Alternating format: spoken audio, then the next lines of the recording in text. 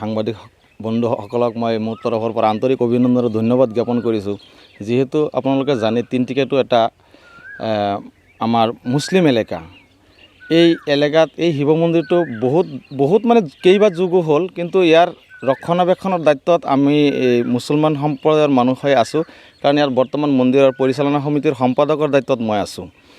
আৰু আমি অহা কাইলৈ এইবাৰ যিহেতু গম পাইছোঁ দুদিনীয়াকৈ মহাশিৱৰাত্ৰি পৰিছে, সেই উপলক্ষে আমি আজি ৰাতিপুৱাৰ পৰাই আমি আমাৰ মুছলিম সম্প্ৰদায়ৰ লোকসকলে একেবাৰে ধুনীয়াকৈ এই মহাশিৱৰাত্ৰিৰ উপলক্ষে চাফ চিকুণ কৰি আমি সজাই পৰাই তুলিছোঁ। যিহেতু কালি আমাৰ ঢিঙৰ পৰা হিন্দু লোকসকল আহিব আৰু তেওঁলোকে আহি ইয়াত পূজা পাতল কৰিব। সেইকাৰণে আমি মহাশিৱৰাত্ৰি এনেকুৱা এটা লাগিছে যেন আমাৰ মুছলিম সম্প্ৰদায়ৰ যেনেকুৱা ঈদ এটা আহিলে যেনেকুৱা অনুভৱ হয় মনত, ঠিক তেনেধৰণৰ এটা আমাৰ অনুভৱ হৈছে যেন আমাৰ কালি ঈদৰ নিচিনাই লাগিছে যে কালি মহাশিৱৰাত্ৰি আমাৰ তেনেকুৱা এটা অনুভৱ হৈছে।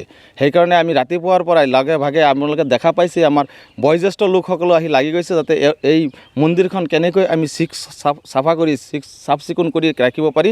আৰু এই কালিৰ কাৰণে আপোনালোকে দেখা পাইছে সজাই পৰাই তোলা হৈছে। এটা মহা আনন্দ যেন আমাৰ মাজত অনুভৱ হৈ আছে। বন্ধুসকল ধন্যবাদ জনাইছোঁ।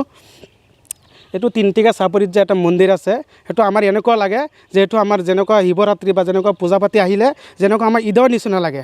আমাৰ মুছলমান সম্প্ৰদায়ক লোক আছে ইয়াত, আমি গোটেইখিনি সম্প্ৰদায়ক লোক মুছলমানে ইয়াত চাফা চিফা কৰি থাকোঁ। ডিংগৰ পৰা এই বছৰীয়াকৈ এদিন বা দুদিন আহে, সিহঁতে আহি পেলাই ইয়াত পূজা পাতি কৰে আৰু যিখিনি ৰক্ষণাবেক্ষণ দিওঁ আমাৰ তিনিচুকীয়া এই মুছলমান সম্প্ৰদায়ৰ লোকে আমি ৰক্ষণাবেক্ষণ দিওঁ। সাদ্দাম হুছেইন, মই তিনিচুকীয়াৰ বাসিন্দা হয়। মই মানে আজি ৰাতিপুৱা এইখিনি মন্দিৰ কালি শিৱৰাত্ৰি হ'ব বুলি মই আজি ৰাতিপুৱা তাত আহিছোঁ। 8-10-12জন মানুহ মিলাই পেলাই গোটেইখিনি মন্দিৰ চাফা কৰিছোঁ।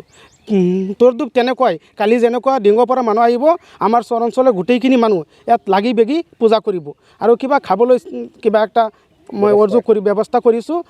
সেইখিনি খাব বুলি মই গোটেইখিনি মানুহৰ তাত আহ্বান জনাইছোঁ। যিখিনি মানে লোক আহিব ইয়াত পূজা পাতলৰ কাৰণে সেইখিনি লোকক আপোনালোকে আপ্যায়ন কৰিব?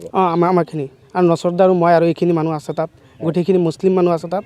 সেই মুছলিম মানুহ যিখিনি ইয়াত আছে সেইকাৰণে ডিংগৰ মানুহ গোটেইখিনি ইয়াত আমি যেতিয়া ইয়াত থাকোঁ মন্দিৰ তিনিচুকীয়া মানুহ নাচায়, আমাৰ এই তিনিচুকীয়া চাপৰি মানুহে চায়, মুছলিম মানুহে মন্দিৰখিনি চায়। ইয়াত হিন্দু লোক নাই? ইয়াত হিন্দু লোক নাই। ইয়াৰ পৰা ডিঙৰ পৰা প্ৰায় 15-20 কিলোমিটাৰমান হ'ব।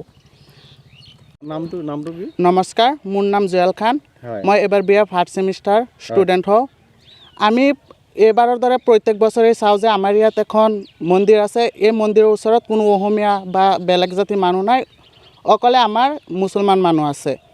আমি যেনেকৈ ধৰি লওক ঈদৰ নিচিনা উলহ মালহেৰে পালন কৰোঁ, ঠিক তেনেদৰে আমি প্ৰত্যেক বছৰে এই শিৱৰাত্ৰিটো ইয়াত পালন কৰোঁ। তো আমি সকলোৱে এইটো আশা কৰোঁ যে আমি হিন্দু মুছলমান এইবিলাক যাতে একো ভেদাভেদ নহয়, যে আমাৰ নিচিনাকৈ সকলো ঠাইতে যে মিলা প্ৰীতিৰে অসমীয়া মুছলমান মানুহে কাম কৰি আগুৱাই যাব পাৰে, মই এইটো সকলো তাত কামনা কৰিছোঁ বা আহ্বান জনাইছোঁ।